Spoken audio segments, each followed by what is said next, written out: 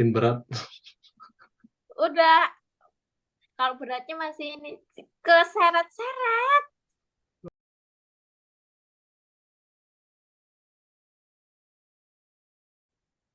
Hello everyone, I'm Arta. On this occasion, I invite a guest who can be said to be persistent in order to achieve her dream. She was my senior and comrade in arms while studying in Japan, and now she is working in a service company in taking care of Indonesian apprentices in Japan. My reason for inviting Prapti on this occasion is that I want to provide inspiration for friends who have dreams of being able to work in Japan.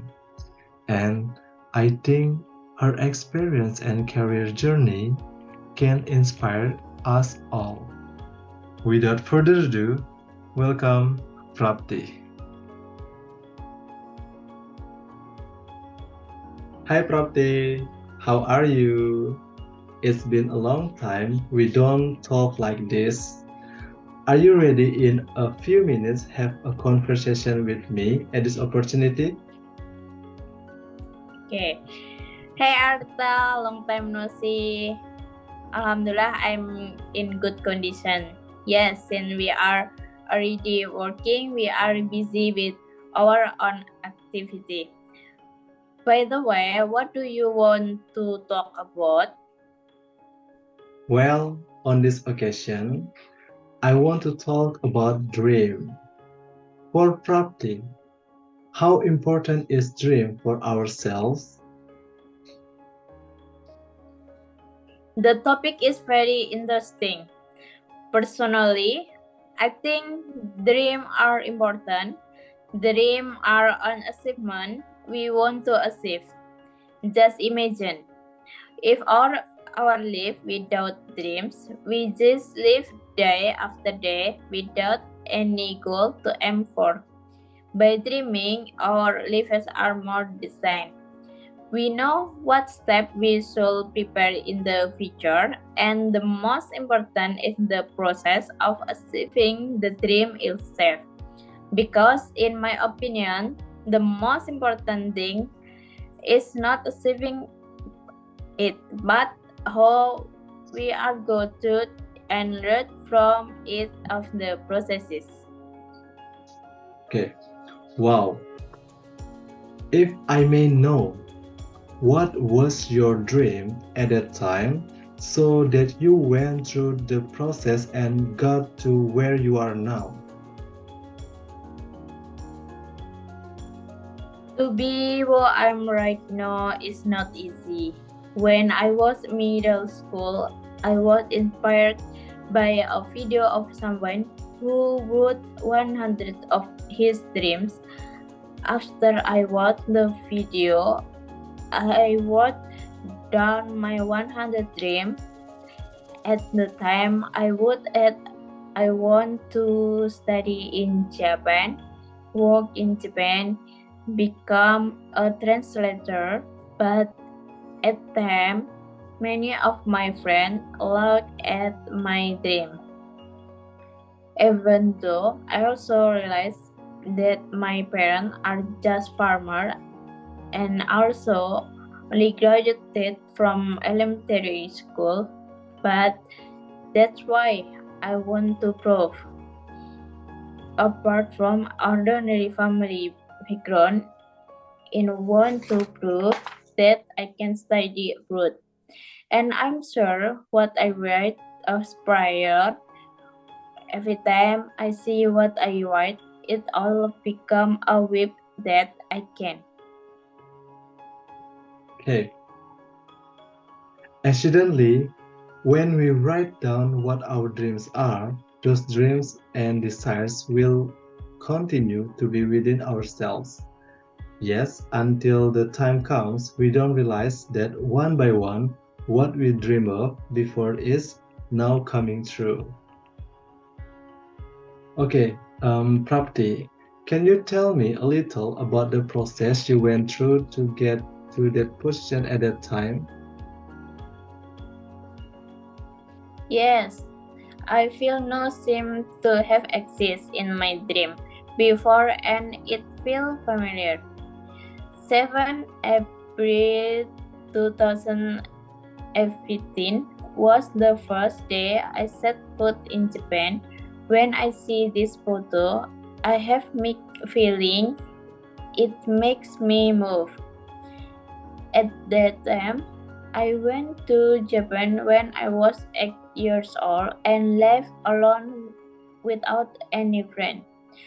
I feel a lot of anxiety, starting from how it felt the first time I got on plane trip to Japan, where my Japanese was basic and I was afraid of getting lost and even getting lost in Japan. I can imagine how you felt at that time. An 18 years old girl going to a country she had never been to. Apart from that fear and anxiety, you can take the first step to reach your dream safely. What was the first thing that immediately crossed your mind at that moment? Come from a country whose climate and atmosphere are different, and even its culture. First, of course, I'm grateful and happy to finally be able to set foot in this extraordinary country with a diverse culture. When it comes to climate issues, I come to Japan in April, so there was no problem adapting to the climate at the time. Was there anything that made you feel less afraid and anxious at that time? At the time, my fears and anxiety listened because I met fellow foreign student from Indonesia and I felt calm. Hmm. Feeling a little calmer when you meet fellow Indonesian, right? So, this is a photo of you at Japanese language school with friends from Indonesia. Can you tell me a little about the complaints at that time? It was fun at the time. I met a lot of friends from various regions, so I could share experiences and culture with each other. Complaining about language school that must have been irritating because at that time I was independently financed without the scholarship, so I had to be by two or more probably part-time job. So at the time I finished study from 9 until 12 o'clock. I had to part-time in restaurant and food factories to cover my living expenses in Japan. At the time, my one semester money was 30 million, not to mention the cost of living in Japan, which is quite expensive. In 1 month, I usually spend 10 until 15 million for school fees, apartment, and living expenses that were available that 20 were is not enough. I usually sleep only 5 hours until 8 hours every day. Every day I'm preoccupied with school and part-time work in two places. Okay. Have you ever thought about giving up at that time? Tired of Japan life, yes, but if you think about giving up, don't give up to adult. Even thought at that time my life felt tired, but I'm not alone. Many of my friends feel the same way. So we support each other, we process together, enjoy process after process.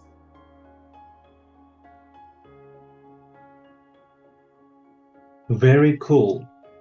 At that time, you were also surrounded by people who were passionate about achieving their own dreams. So, that also made friends who could understand each other at the same time. What about internal problems? Have you ever had a fight with your friends around you? And how did you respond to it? Yes, I felt grateful at that time. I was around by people who had positive vibe. If you don't get along with friends who are older than me, you don't exist. Because I tend to be silent, I don't like arguing with will only destroy my dream. But there used to be a conflict with a friend in the same apartment. Because of a lack of communication, we kept each other quiet. Yes, at that time it was just small problem like cleanliness. The ego is the same as height, so in the end, we split the apartment.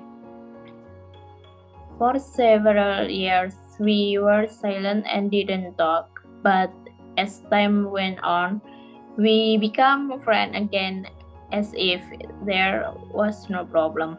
We both laughed at what happened at the time. Anyway, in solving the problem, the most important thing is communication. Thankfully, now you are back on good terms with your friends. So, the main key is to understand each other and communication. Very good. Not only school, you also did a part time job. Were your finance sufficient at that time? Can you save money from part time jobs?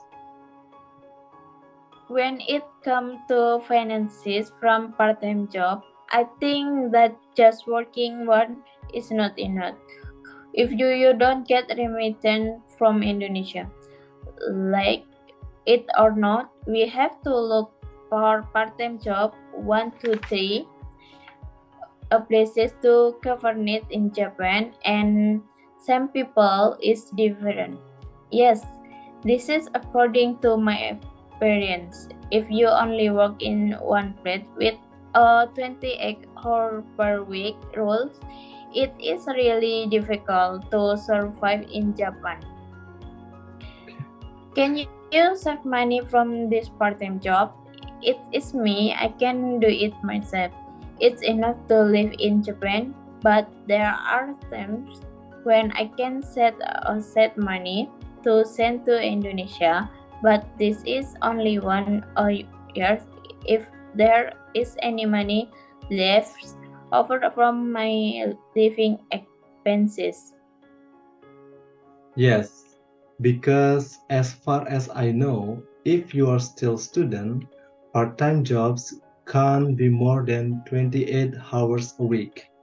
But that doesn't mean there's no way to survive in Japan by finding a job that pays cash or doesn't transfer to a bank. And in the end, you can also arrive at the end of your time as student. Can you tell me a little about your feelings at that time?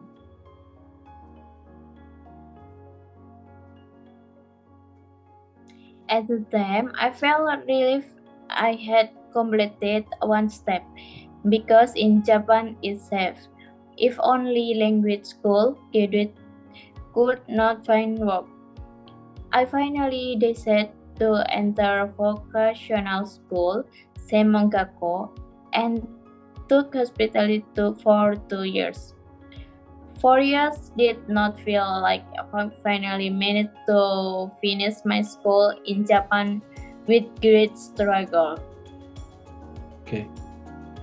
At that time, to be able to work with a working visa in Japan, you had to enter a vocational school, or it was called Senmongaku. Can you tell me why you chose to major in hospitality at that time?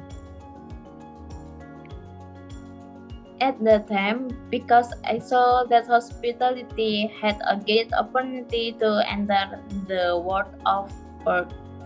In the past, I was also open to enter a Kaigo school or special nurse for the elderly, but I turned it down because I tend to prefer to talk and meet lots of people.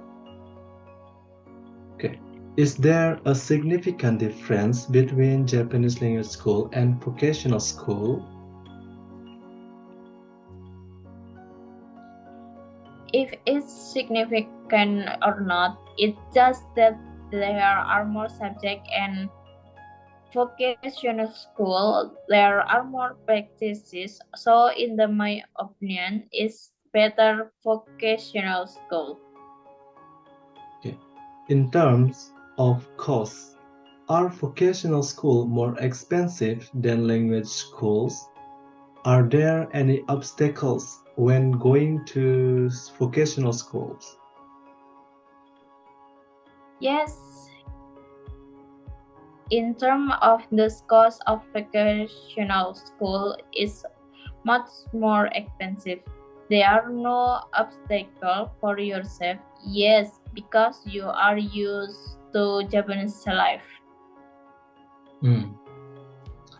By completing vocational school, does that mean you can change your work visa from a student to work visa? Can you tell a little about your struggles at that time in finding work and even the problems you faced at that time? After we finished vocational school, we could immediately change work visas. But I had so difficulty finding work in Japan that I was refused almost 7 times more when applying for work and during interview on the ground that I was wearing a hijab. Hotel in Japan were willing to accept me, but with the note that I had to take off my hijab. That's where I fell down almost want to give up. But I thought back to when I returned to Indonesia with my current condition, it was impossible and I tried to attend seminar again. From the seminar, I took the test and finally passed without being asked about the hijab. As a fresh graduate and having been rejected several times for interviews, that didn't make you give up at the time. This is like telling us that we are set to fail when we give up on the process that we are living. After being declared pass, how was your job at that time? Okay. This is the hard moment because I have to leave my busy city to move to another prefecture. I have to part with friends who are like my own family. 30 April 2019, I left my busy. I begged to starting my life from zero in the city of Yamagata. As a beginner, it is definitely very hard to work in a hotel where I'm Indonesian. Okay. It's true. Getting out of the comfort zone is very hard. How is the transition from students and part-time workers to full-time workers as hotel staff? What can you tell us? Well, getting out of the comfort zone is really hard, but I think that if I'm always in the comfort zone, my scope is limited. I can get so many experiences, new friends, and new opportunities. That's why I dare myself. If the transition from student to hotel staff is more about responsibility, we can work as we please, like before when part-time jobs are tired, and we can take holiday as we please.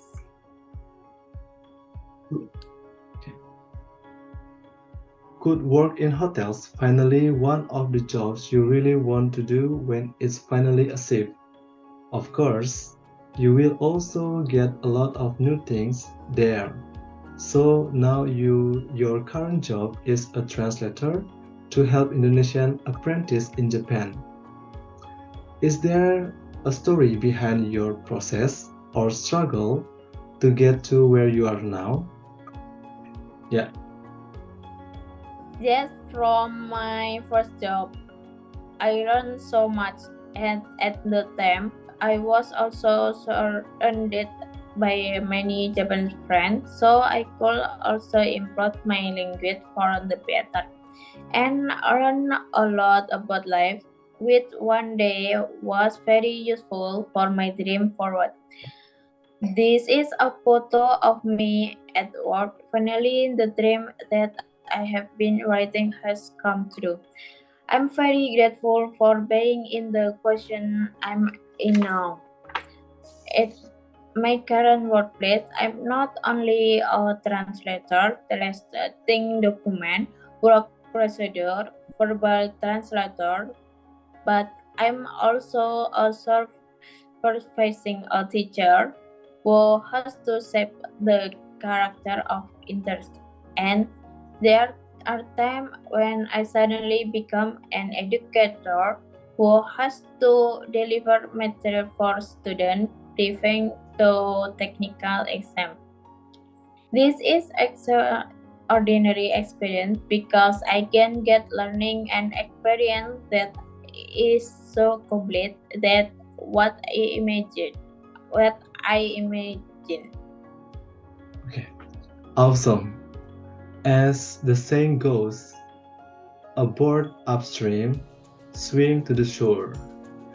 The process you have done is right, starting from the bottom, and now is a top. And thanks to persistence and not giving up either, your dream is really coming true right now. Then, what is your next step? Would you like to share a little with us? Thank God I enjoyed the process after the process that I went through. Currently, I'm still learning and continue to learn. Yes, in the word of Ten Lester.